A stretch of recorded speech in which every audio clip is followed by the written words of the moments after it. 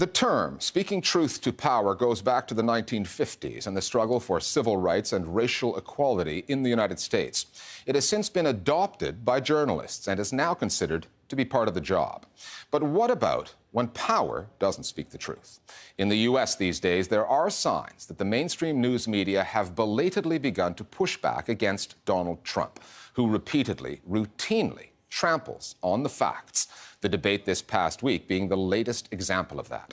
There are dozens of fact-checking outfits whose specific task is to dissect claims made by politicians and public figures, drill deep into their past statements, statistics, and raw data, and test all of that against reality. But how much of an impact does that kind of work have? Does it really make a difference? Are people not happier these days, as one writer puts it, to live in worlds built out of our own facts? The Listening Post's Will Yong now on whether we live in a post-fact world or whether rumors of the demise of the truth have been exaggerated.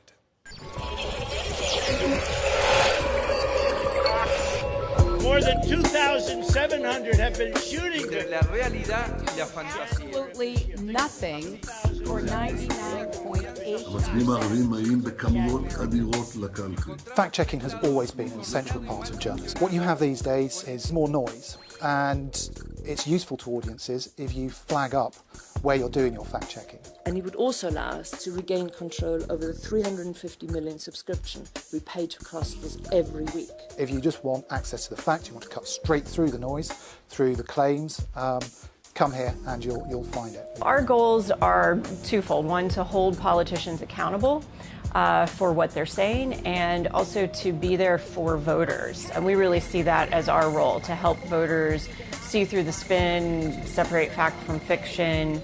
If you add up all of Trump's ideas, the result would be a loss of 3.4 million jobs. Journalists are supposed to be the people standing and saying, actually, no, what you're being told is untrue, what you're being told is not the whole story, here's why. If we understand that a piece of news is held up to certain norms of reporting and fact-checking, we are more likely to trust it. If we see this process transparently, then it builds trust. That's why we believe, I think, that fact-checking is now necessary, and it should come from somebody independent of the original media outlet. Argentina's first and foremost fact-checking outlet is Chequeado. Their goal, they say, is to protect the public discourse by increasing the cost of lying. While their home is online, Chequeado also has columns in major newspapers and slots on radio and TV. And when Chequeado live fact-checked Argentina's presidential debate, not only readers, but politicians too took note. Of the 5 presidential candidates who took part in the debate, 4 of them got in touch afterwards asking for clarifications. So it's not like what we publish goes unheard. Chequeado disproved a claim made by the president. Yo hace 8 años que gobierno la ciudad de Buenos Aires. En 8 años no tuvimos una denuncia por corrupción. That wasn't true, and when the vice president was interviewed on the radio, she admitted they'd made a mistake, that Chequeado had made them realize it, and that they wouldn't do it again. Actually, they did do it again, but at least they acknowledged that someone is out there who's paying attention. So what if a politician is caught in a lie and yet goes on to repeat that lie, and a host of others? Take Donald Trump. The Washington Post's fact-checker gives 4 Pinocchio ratings only to politicians' biggest whoppers. It's given 4 Pinocchios to nearly 2/3 of Donald Trump's statements. When the Tampa Bay Times PolitiFact team announced their 2015 Lie of the Year award, it couldn't pick just one, but gave it to all the misstatements of the Trump campaign. Case in point, did Trump oppose or support going to war in Iraq? And then I said, total catastrophe. Donald Trump has said several times that he was opposed to the Iraq war. So this is something that we've fact-checked. We went through several different news databases. We were unable to find any piece of evidence that he opposed the war before it started. He has continued to say it, so we certainly have not succeeded in changing the claim. But our work and the work of others pointing this out, I I think has become now ingrained in the journalism community. The journalism community may appreciate a good fact check, but what about audiences at large?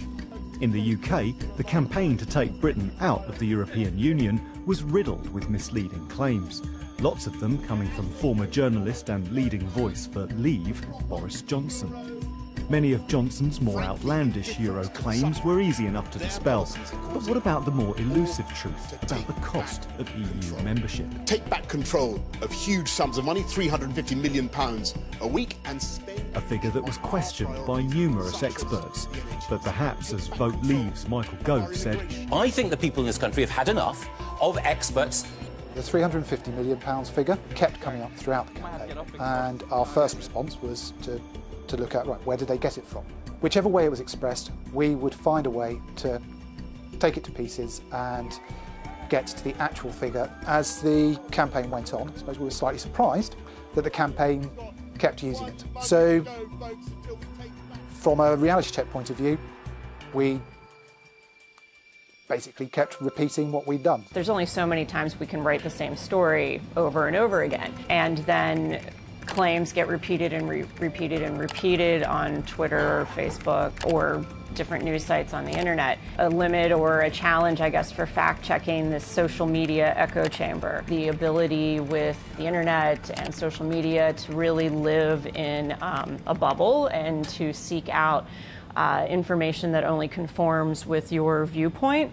Fact-checkers say they are not police for the politicians, that they can't stop our leaders from lying. All they can do is keep the electorate informed. But if 52% of British voters voted out of the European Union, and if Donald Trump has convinced enough Americans that he can make America great again, are we not living in a post-fact world? Once something has become true in people's minds, then there is very little that an independent fact checker can do to correct it. Campaigns like the Trump campaign or the Brexit campaign and many others across the world share a certain anti-establishment approach. There is no place in this for somebody who has studied the issue to come and say, look, as it happens, Trump is lying to you about immigration, or Brexit will be a disaster for the economy.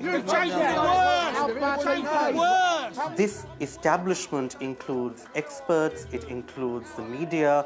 What campaigns like this do is that they go out and they tell people, don't believe anything that you're told, so there's no place in this for fact. I don't believe that journalism is going to stop bad information, nor is it the case that we live in a world where people no longer care whether what politicians say is true or not. A journalist isn't a prosecutor, isn't a judge, and is not qualified to judge or to decide how people should vote. People make up their own minds as to who they wish to vote for, and sometimes that has nothing to do with good sense. And that is a fact.